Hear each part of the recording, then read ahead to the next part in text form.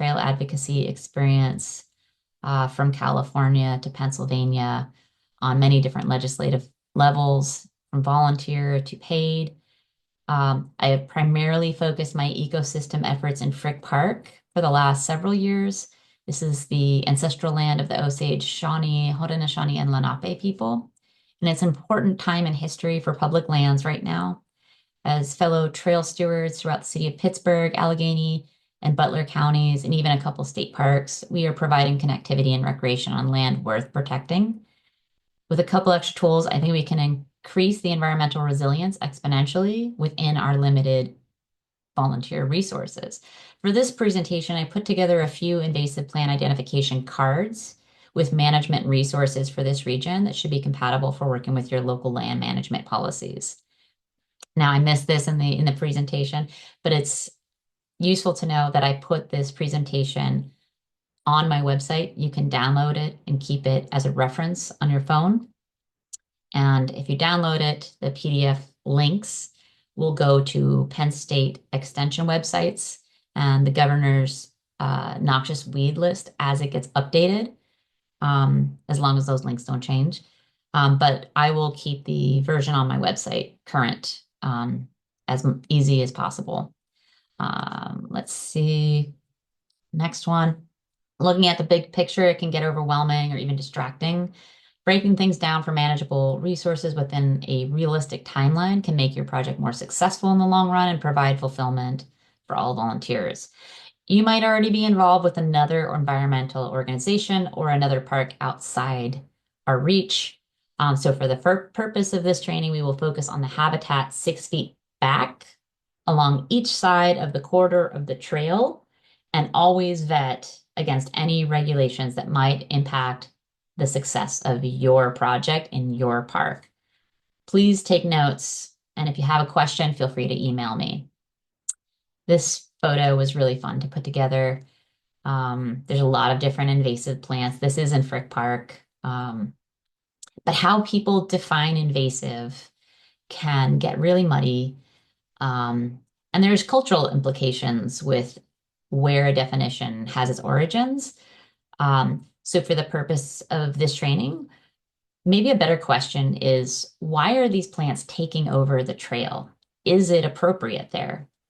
Indeed, ecological restoration can take a large portion of your time in trail maintenance, and being able to answer this question and respond as opposed to reacting is the way to go.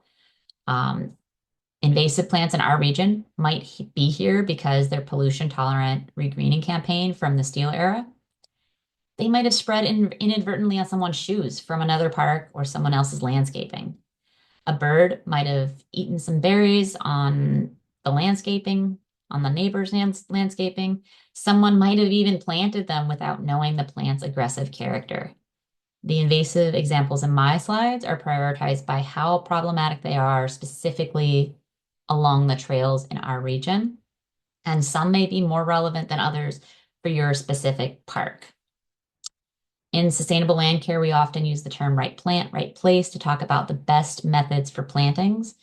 Invasive removal is kind of the opposite, and timing is everything. Usually I like to pick a dry day with wet weather in the forecast if I will be planting native seeds to follow, and that helps protect the quality of the soil and aeration. You can dig out roots while the plant is dormant. If it has green growth above the ground, the roots may already have enough energy to migrate and spread below the ground. If the removal method you're choosing warrants repeated cutting, you'll want to keep it very tidy because the scattered plant parts might propagate and grow new roots if it rains in the following 2 weeks. In this situation, droughts can be helpful, or stacking plant matter where it's not touching the ground, it's not touching each other. That's possibly an option.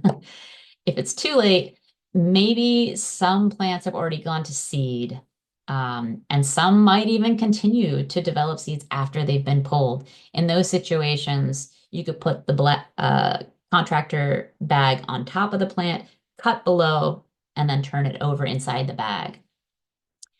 In all cases, bagging the materials is the preferred method. It's not always possible if you're hiking out miles and miles. So in those cases, you might look at treatment only when it's extremely dry and keeping it aerated above and away from the soil. Simultaneous native planting does help prevent stream bank erosion, so you want to look for riparian seed types with deep sprawling roots in your native selection, and refer to the germination timelines to make sure you're picking the appropriate ones so that you can help that restoration process along in the same season. Um, this plant is a really useful native ally in trail maintenance. It is Lindarum benzoin, commonly known as spice bush. It's very popular. It's native. Uh, it is useful for reroutes and closures. It is easy to transplant, spring or fall. It's aromatic with spots along the stems, alternating oval leaves, 2 to 4 inches long, ephemeral yellow flowers late summer, green to red berries during autumn. It's an excellent food source for birds in migration, while deer tend to leave it alone. Plant selection can be extremely gratifying. Um, I like to add brightly colored plants next to technical trail features to help draw attention to them for safety mitigation, well, risk mitigation. Um, and you can get highly strategic and attract seed dispersing wildlife to help spread your native ecotype and reduce your future workload. Native plant regrowth can be the fastest indication of successful trail building, so be sure to document it. See, all right, this one you've probably seen if you're in the Southwest Pennsylvania area. This is the widespread trail eating culprit of your nightmares. It is the source of many competing theories about best practices for its removal. So we will only focus on what we can do in public parks with volunteer resources. In essence, low budget. Volunteers are not licensed herbicide applicators generally. And herbicides aren't really selective about which plant they kill anyways. So if you're planning on native restoration, you won't be able to plant in that land because it's been contaminated by herbicide in most cases. Herbicide can also affect aquatic life. We have a lot of ground seeps throughout Pittsburgh, and that goes directly to the Monongahela, Ohio, and Allegheny rivers, which goes all the way to the Mississippi River and into the ocean. So I don't know. I'm not for herbicide, but I understand some people on private property may choose otherwise. You can remove the root crowns of this particular plant before it has the green growth. So if you just see the little asparagus red tips coming out of the ground, that's a good time. It's not uh, carbo loading yet. And when you remove the root crown, you're removing as much of the plant as possible, and it's not going to have the strength to rebound and migrate elsewhere. Once it has the green growth above the ground, you want to cut it between 1 and 2 feet in height. And that way, the plant signaling is it's expressed the carbohydrates and it's photosynthesizing. It's in a upward growth, not downward growth. And when you cut it repeatedly, maybe once every week, once every 2 weeks, at most once or at least once every month, until September, you prevent it from going to seed. And you can do this process for up to 5 years, and you will basically be exhausting its carbohydrate stores, and it won't be able to grow or spread. Um, and if you do that in a controllable patch, you should see dramatic improvement after the first year, and then staying on it. It gets easier and easier every year. When you cut knotweed in particular, it kind of grows like bamboo. So each segment is a node, has a node, and each joining segment can sprout roots. So you want to make sure if it's way out in the backcountry, it's completely aerated, not touching any ground. Also, not just stacked on each other, because if the plant material compost, then it becomes fertile soil itself. So, but bagging it and taking it to a designated uh, disposal site. In Pennsylvania, it's actually against the law to remove it from a property. So you want to talk to the land manager and get their preferred designated disposal site, which means they're going to take care of solarizing it and disposing of it so that it cannot spread somewhere else. Um, yeah, you want to be vigilant about it. All parts can propagate on this one. It's a bad boy. Uh, Garlic mustard makes for an ideal big group workday activity for all ages since it requires no tools, just gloves and a contractor bag for each pair of volunteers. Since it can be a little difficult to identify before it goes to seed, and it can still go to seed once it's uprooted, you want to hand pull, bag, and remove all the material. You don't want to compost it on site. It also has the allelopathic chemicals. So if you leave it on site, those chemicals are still contaminating the soil, preventing other plants from coming back. Um, but if you remove it properly, within just a couple months, you will see native plants that have been dormant in the seed bank starting to come back. And it's very gratifying.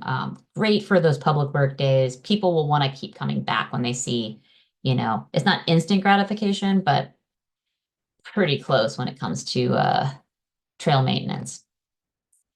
Here we have an excellent specimen of green barbed wire, mile a minute, creates a risk of injury to all trail users, including volunteers. So you want to have your PPE, thick gloves, pants, long sleeves, and even eye protection are recommended. Best practice is to remove from the roots before it develops the blue seed clusters. The birds will eat and spread the seeds all over. Um, I mean, all you got to do is remove it from the root and it won't continue growing. It won't continue spreading. It won't go to seed. Um, and late spring to early summer, when you identify it, probably by the barbed wire effect.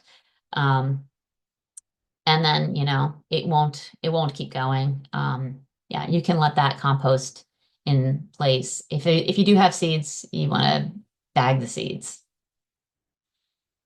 Stiltgrass, also a culprit.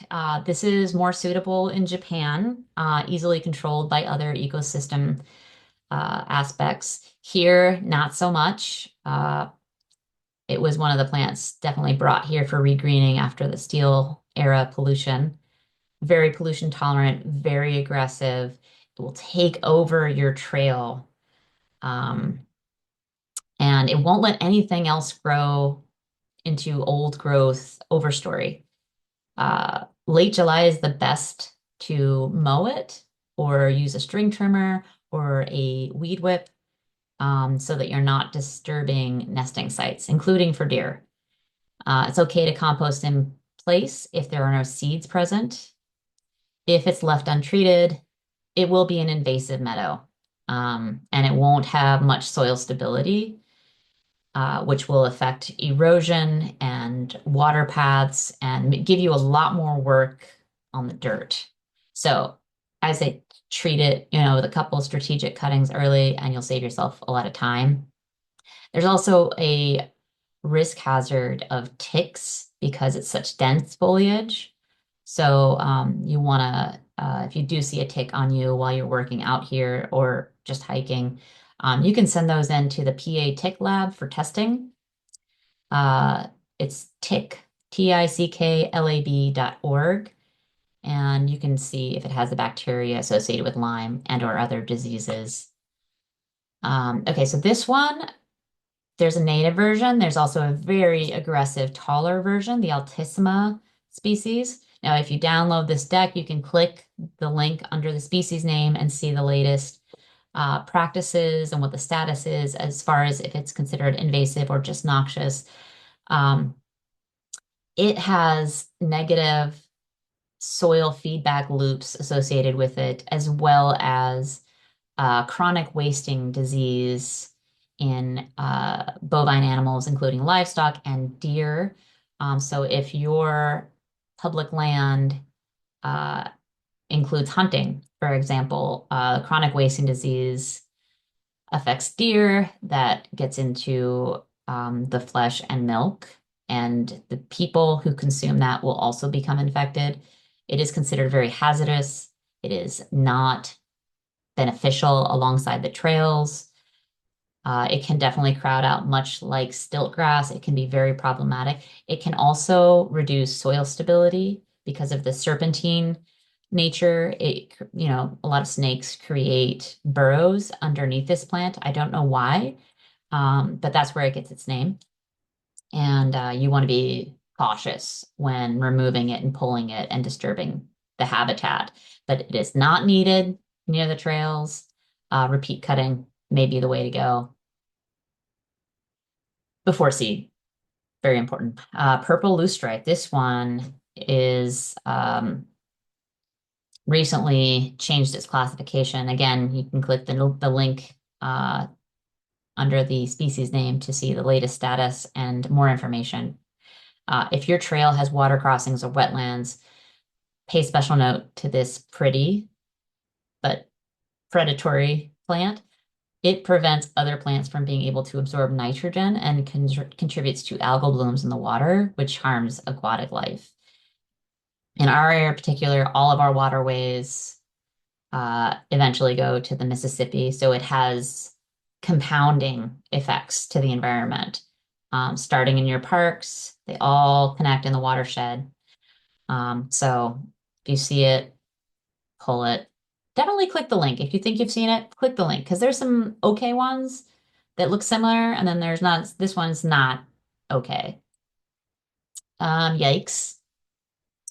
Uh, because of the invasive native debate, I didn't want to label this one.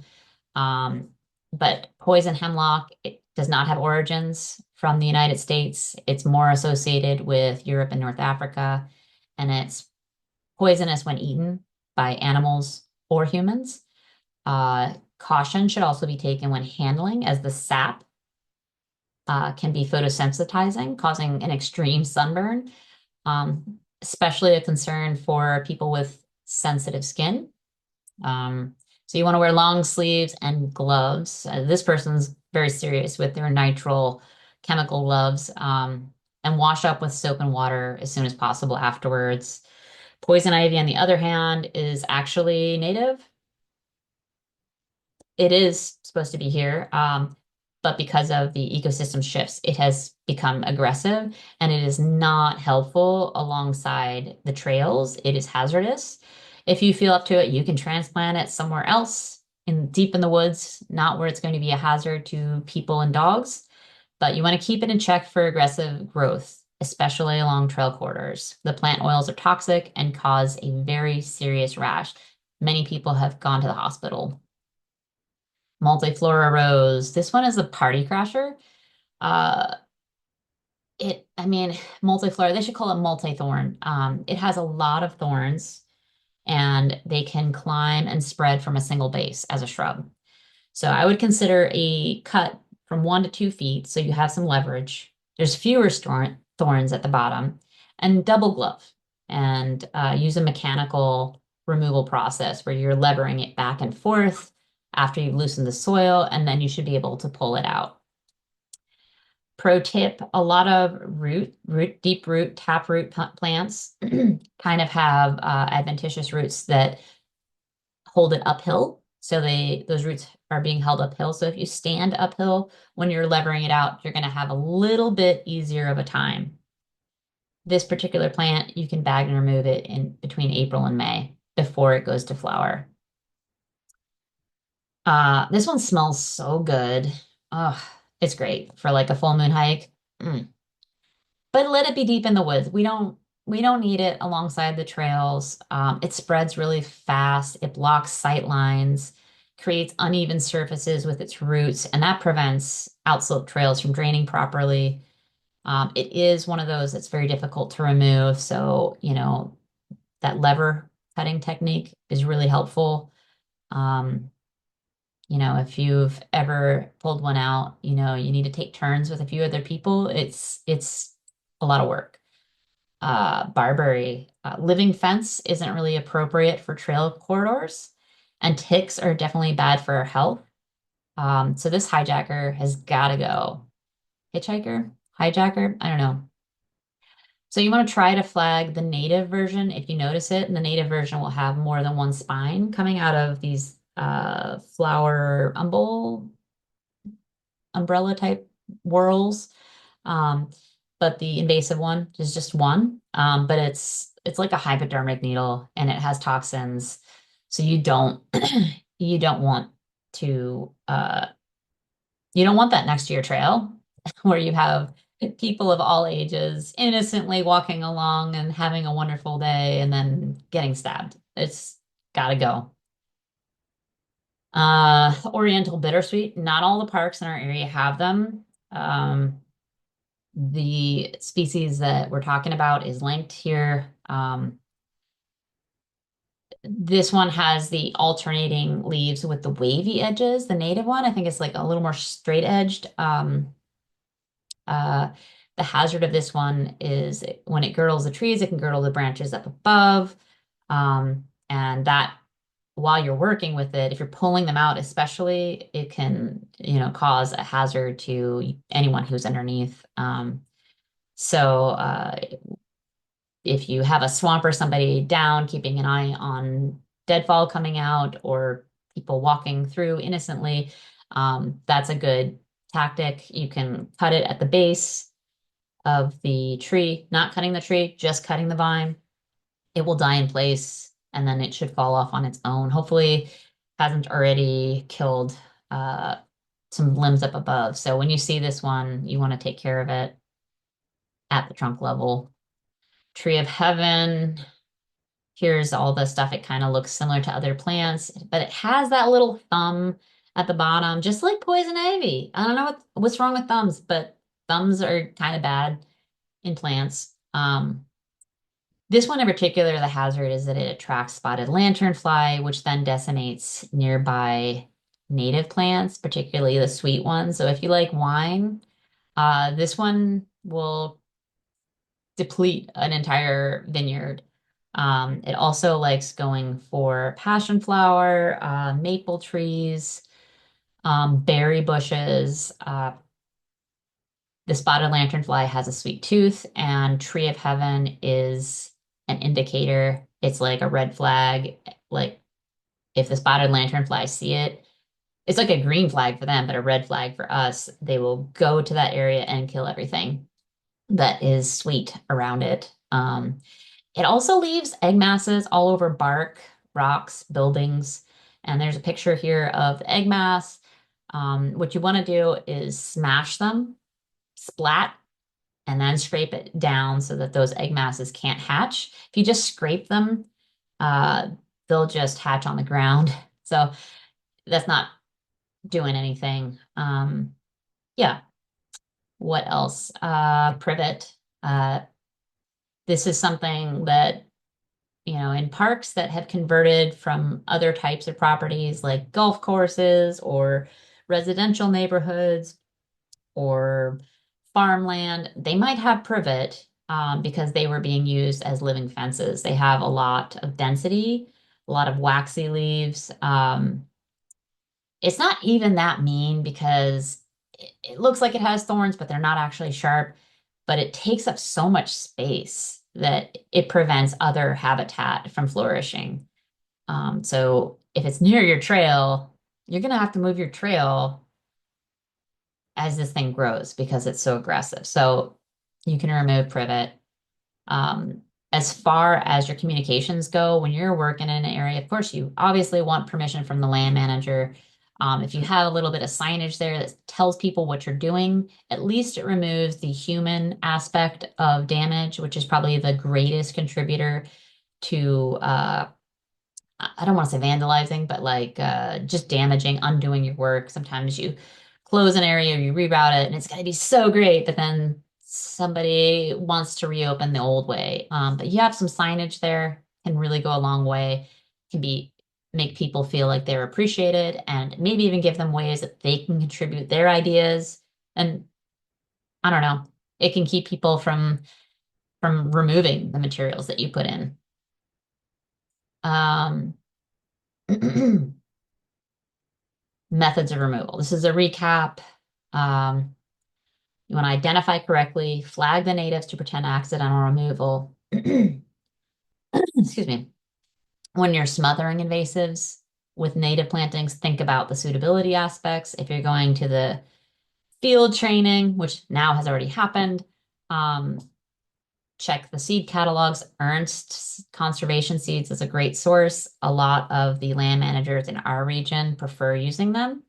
So still, you order those, have that reviewed by your land manager before you put them in the ground. Do not compost invasives when you get home today. Send an email to your land manager to identify the proper disposal site for noxious plants removed with contractor bags. Regular bags won't do. So you want to get a box of the 3 mil thickness contractor bags from your local hardware store and bring at least one to every day. I mean, the exception to the rule is if it's miles into the backcountry and you can't carry it out. It's just not possible or not practical.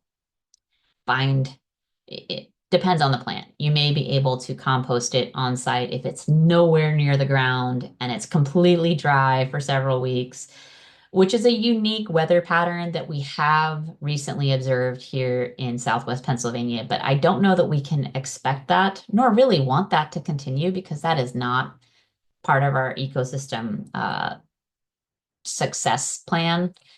Um, if you like this training and you want to learn more, Leave No Trace has training. FIPS has sustainable land care training. Let's see. DCNR has fact sheets. You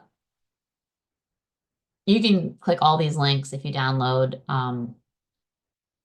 the presentation in my website. That's trailbotanica.com. I hope you enjoyed the presentation and learned a thing or two. If all else fails, I hope you take home the importance of planning your timeline. And if you're realistic with your resources, you will be more confident when challenges arise and your project will be more successful. If you continue to think about this and have questions, or my input would be valuable for your cruise planning, please do not hesitate to reach out. Again, my website is trailbotanica.com.